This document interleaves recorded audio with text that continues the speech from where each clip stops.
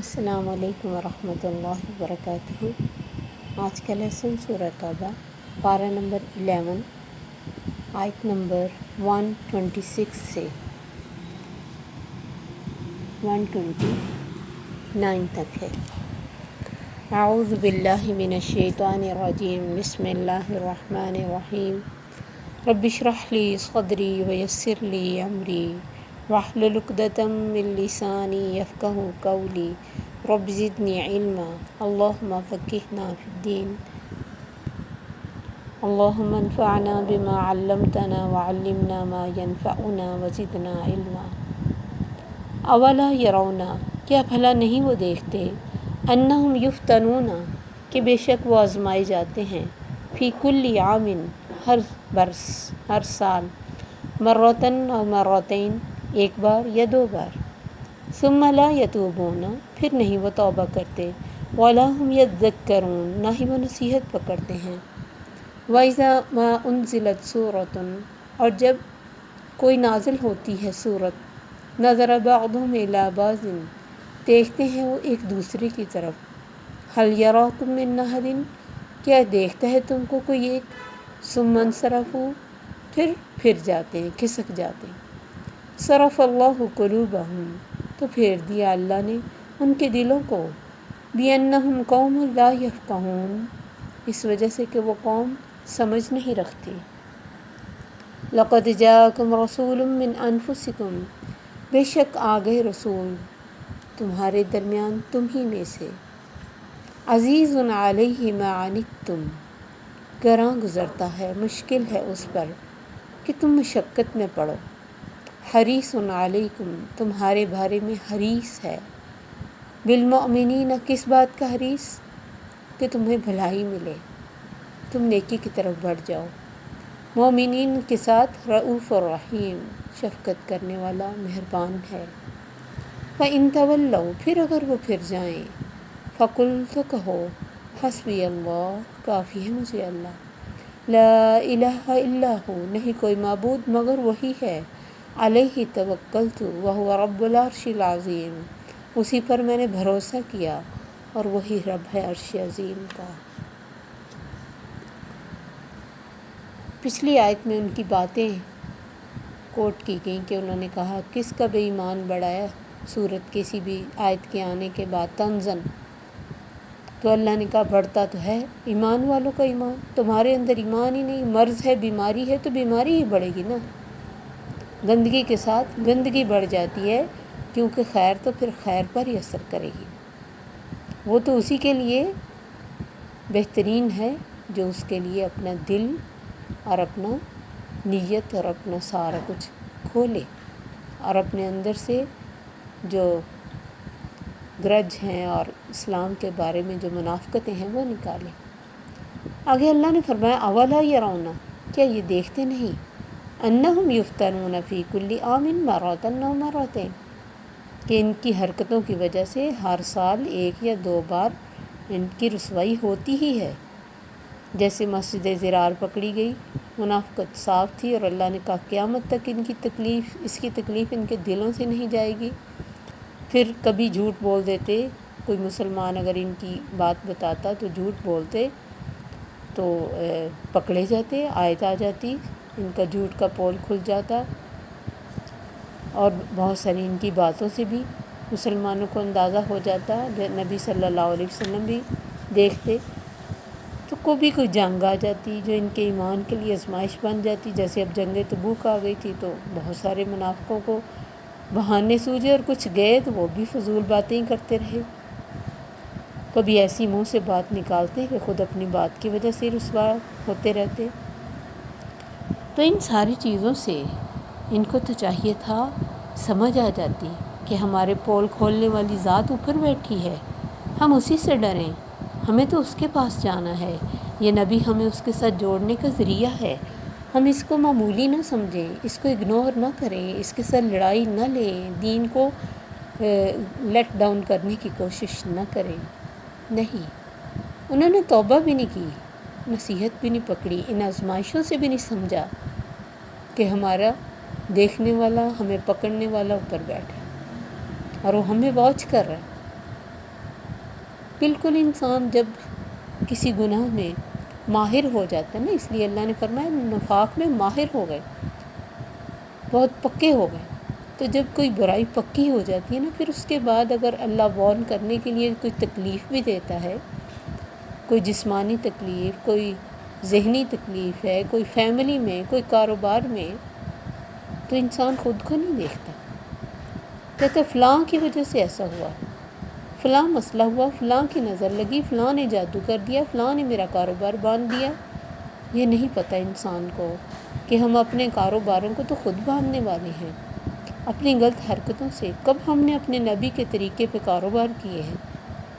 اور اگر کسی کو باوجود غلط حرکتوں کی سب کچھ ملتا ہی جا رہا ہے، یہ اللہ نے دینا تو ہے نا جو ان کے نصیب میں لکھا ہے، یہ ڈیل ہے، اس سے کبھی بھی مروب نہیں ہونا چاہیے. اس لیے اللہ نے اپنے نبی کو بار بار کہا میرے نبی ان کی طرف آنکھ اٹھا کر نہ دیکھنا جنہیں میں نے مال اور اولاد بڑھا دیا.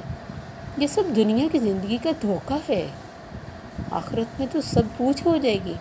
یہ ساری چیزیں بجائے اس کے کہ ان کے فائدے کے لیے ہوں، ان کے نقصان بن جائیں گی. مال بھی خزانہ بن کے سانپ بن کے ڈسے گا، اور اولاد بھی برائیاں کر کے کچھ برا ہی بھیجے گی، اچھا نہیں. تو دنیا میں بھی ان کے لیے آزمائشیں کی جاتی ہیں. یعنی اللہ چاہتا ہے کہ انسان مڑ کے آ جائے، اللہ چاہتا ہے کہ وہ لوٹے. توبہ کا مطلب ہی ہے اوب، پلٹ آنا. لیکن کوئی انسان باوجود وارننگ کے مختلف طریقوں کی، اللہ کی مختلف، جیسے آپ دیکھیں کہ فرعون کی قوم پر 9 عذاب، اور اتنے بڑے بڑے عذاب ہیں، کسی ایک عذاب کو بھی انسان سوچے تو پریشان ہو جاتا. جب پانی کی جگہ ہر جگہ خون نظر آئے، ہر جگہ ہر چیز میں جوئیں نظر آئیں، کس قدر بڑے بڑے عذاب. لیکن جو ڈیٹ ہو جاتے ہیں ان کو پھر احساس ہی نہیں ہوتا کہ ہم کر کیا رہے ہیں. جو ہی اچھے دن آتے ہیں برے دنوں کو بھول جاتے ہیں. حالانکہ اللہ ہر آزمائش کو سکھانے کے لیے بھیجتا ہے، لیکن یہ مومن نہیں سیکھ سکتے. کافر کو تو آپ نے فرمایا ایسے ہی ہے جیسے گدھے کو اس کے مالک نے باندھا، اسے نہیں پتہ کیوں باندھا، اسے نہیں پتہ کیوں چھوڑا.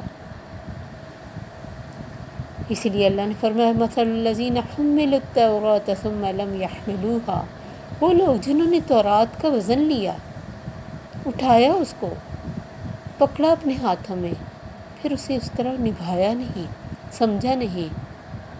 کمثل الحمار، یہ تو گدھے کی طرح ہے. یحمل اسفارا، جو بوجھ اٹھا کے چلتا رہتا ہے، اس کے اوپر چاہے آپ سونا لاد دو، مٹی لاد دو، بکس لاد دو، کچھ بھی لاد دو، اس کا کام چلنا ہے وزن لے کے. تو ایسے ہی وہ انسان جو قرآن کو اپنے گھر میں رکھے، اپنے ہاتھوں میں رکھے، زبان پہ بھی رکھے، دل میں نہ رکھے. زبان پہ تو بہت حافظ قرآن رکھتے ہیں، سمجھ نہیں پاتے. تو یہ اسی طرح کا اٹھانا ہے جیسے اللہ نے تورات کو اٹھانا کہا. اس کا اجر بس پڑھنے کی حد تک ہے. اللہ نے سمجھنے کے لیے دی، صرف پڑھنے کے لیے، وظیفوں کے لیے نہیں دی، صرف اس کے نیچے سے گزرنے کے لیے نہیں دی، اس کے تعویذ بنانے کے لیے نہیں دی. اللہ دنیا میں ہمیں بہت طریقوں سے بچانا چاہتا ہے، لیکن کوئی نہ بچنا چاہے تو پھر وہ اس کا نصیب، پھر وہ اللہ کو بلیم نہ کرے. وَإِذَا مَا أُنزِلَتْ سُورَةٌ نَظَرَ بَعْضُهُمْ إِلَىٰ بَعْضٍ، اور نبی صلی اللہ علیہ وسلم کو جب وحی آتی، کوئی صورت نازل ہوتی، تو بعض اوقات آپ مسلمانوں کو مسجد نبوی میں بلا کر انہیں خطبہ کے ذریعے یہ صورت سنایا کرتے. اور منافقوں کی یہ مجبوری تھی کہ ایسے اعلان پر انہیں مسجد میں جانا پڑتا، اپنے نفاق کو چھپانے کے لیے حاضری لگوانا پڑتی.